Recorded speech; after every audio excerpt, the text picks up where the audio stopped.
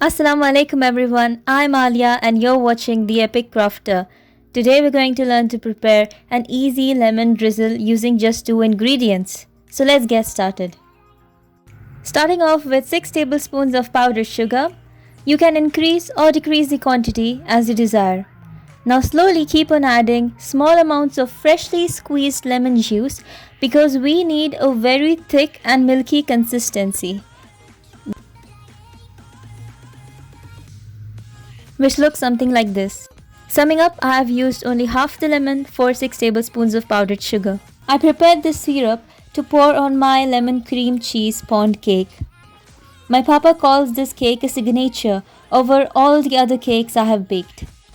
Let's cut out the slices to check how it turned out. Comment down below if you wish to see the recipe of the lemon cream cheese pound cake in the next video. The slices are perfect and no doubt very tasty. The drizzle too gives a very powerful twist.